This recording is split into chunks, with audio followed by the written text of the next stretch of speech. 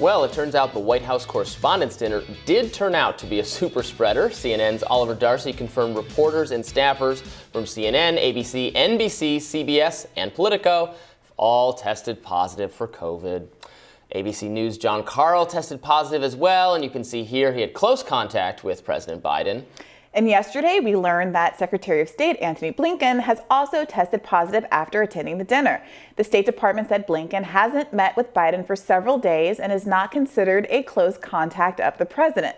Washington Post journalist Taylor Lorenz tweeted her condolences, saying it's horrifying hearing about so many people testing positive after the dinner, and said she's thinking of all the vulnerable people in D.C. and the downstream effects of hosting a super spreader event for no reason.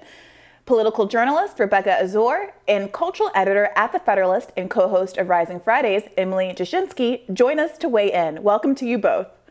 Hi, guys. Thank you.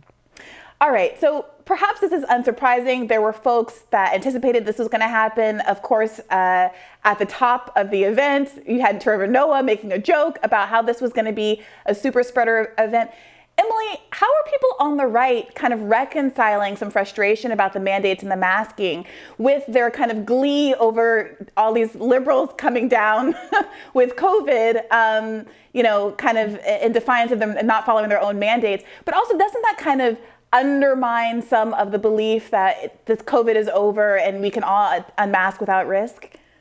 Well, so Ryan, this is exactly why Ryan and I started our show last week with the COVID, Anthony Fauci saying, oh, the pandemic's not over, even though I said it was, is because the White House Correspondents Dinner was going to happen, be this hugely high profile event. It was going to be a super spreader event that was pretty obvious. That's probably why Fauci decided not to go. And it was then going to be centered in our conversation because all of these folks in the media were directly affected. We were going straight to this threat of having, people really say that this cost-benefit analysis of getting on with life is not, that's just not worth it. And so I think, first of all, the White House Correspondents' Dinner, as I've written in the past, is just an orgy of elitism. It is so distasteful and disgusting. It's especially disgusting from people who have mocked others who have made that cost-benefit analysis for a very long time. So, to get on with life as normal. But also, yes, I think this is hopefully, instead of, resurrecting any bad regulations or anything like that, emergency measures, this is a sign that we need to reconcile the fact with life has to go on. We cannot have the same levels of drug overdoses, overwhelmed rehab clinics, suicides. We cannot do that anymore. We need to get back into the rhythm of normal human life with the fact that COVID is extremely contagious. It manifests in severe ways in some people, not so severe ways in other people, and it is with us. So if this is part of that process, then it's constructive. If the sort of elites who are now directly affected by it use it to thrust us back to 2020, it will be very sad. Yeah, I think that's the key. Look, people know what the risks are now. They can choose their own level of risk. Fauci said he didn't want to go to the event. That's fine. He did, of course, go to the brunch beforehand, which maybe it's somewhat less risky. Still was hugging and talking to a lot of people in close quarters. But anyway, sure, everyone can plan for their own risk. So I don't really care if these people wanted to do this. It's a ridiculous, embarrassing event, like you said, Emily.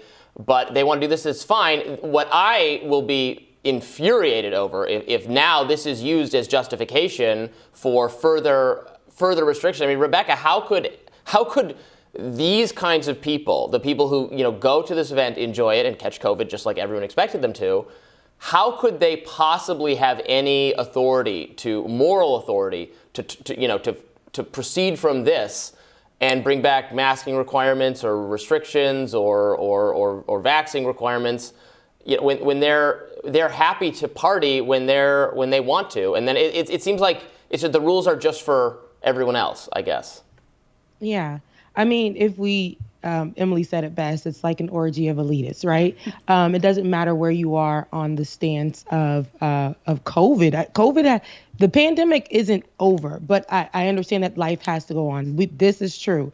But these are the same people who were telling us to mask up, to stay protected, to get vaccinated. But when you're throwing these kind of events, it's not only these people who have access to health care, who can make sure that they get the best care as possible, even though COVID doesn't care about your pockets, but you have a better chance of going to the doctors and making sure you are living in a space where you are able to quarantine, right? Now, the people who are working the event is what I'm thinking about. Are these people thinking about them? These people who have money and who have access to healthcare and who can do whatever they want are the people, who are at this event clearly.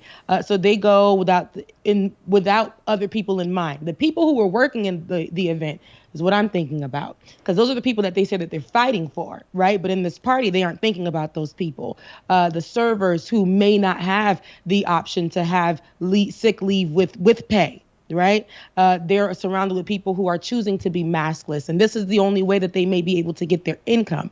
Now, these are the same people who are at this event, who are throwing this event, who are a part of this event, who are saying they want to stand for, the constituents and the underpaid folks and the people who don't have access to health care. And now it's very hypocritical. But I think what we should understand is that the pandemic isn't over. In even recent months, this month, just a few days ago, it was showing that the cases are getting higher. So just keep in mind, as we're trying to, I guess these leaders need to keep in mind, as we're trying to get ourselves back to normality, which I don't think we will ever get to for real.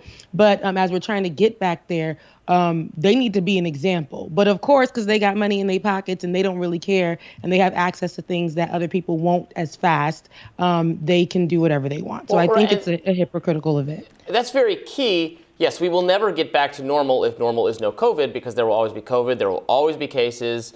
I have said on the show before that the fate of all humans is to eventually get COVID, and in the extreme majority of cases to recover just fine if you've been vaccinated, if you're not at serious risk of a negative health outcome. But people who are as cautious can be, they've gotten it. It's not me, Robbie. Not me. You think really? You don't know for sure. Don't put that on my vibe now. You think you haven't had it.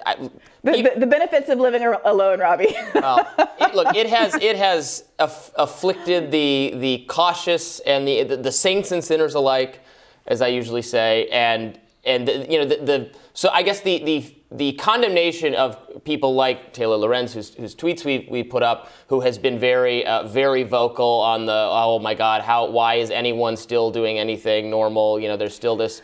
I don't know if risk that's that is very, but that's going to be how it is for the rest of time. Yeah, Taylor's point, the point that Taylor's she's point is crazy. Been making a lot is about crazy. People who, are immunocompromised and how they have been left out of the conversation. And when we're talking to your point, Rebecca, about staffers, both the immunocompromised and people who are working events, who are, the critical support, or what do we call them during the COVID, first line workers, all of these people, they cannot avoid COVID in the same way as other people, either because they're working or because they are vulnerable. It's not avoidable. Well, their risk profile rather is higher because they're being forced to work or they're vulnerable. So I think your point about the staffers is important, in part because I saw a study yesterday that showed that it's actually Black and brown people who disproportionately choose to mask. I think in part because they are put in these situations where they see the asymmetry in who has the ability to get the PCR test before they come to the fancy dinner, who has access to the more expensive, more effective mask, who is able to have sick leave and stay home while they're still having to provide the service class in this country. So point taken there. Isn't it a feel-good measure to some extent? Not entirely. You can reduce your risk of catching COVID by some, but it's so contagious. It gets more and more contagious. In December when Omicron came through the city, everybody got it, no matter how. Not everybody, Robbie. Not you.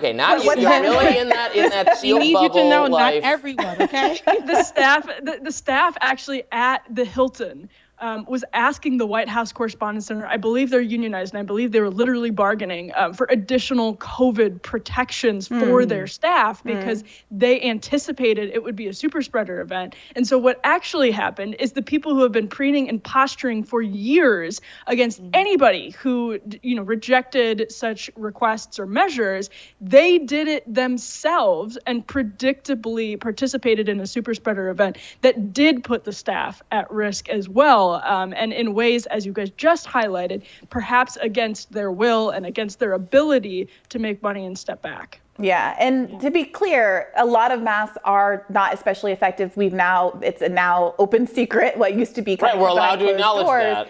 But I still think that we should not collapse the distinctions between cloth masks and some of these surgical paper masks and the efficacy of KN95 masks and higher, which, because of my own intuition, I've been using consistently through the pandemic when I'm in any situation other than like popping down, in the elevator to go on a run. Contrary to what the CDC's guidance was for a long time, which was no, any mask, all masks are, just masks, just some kind of mask. That's what you need. Right, for sure. Yeah. Well, next, a comedian and TV show creator alleges he was censored for doing an episode about monopolistic consolidation in the cable industry.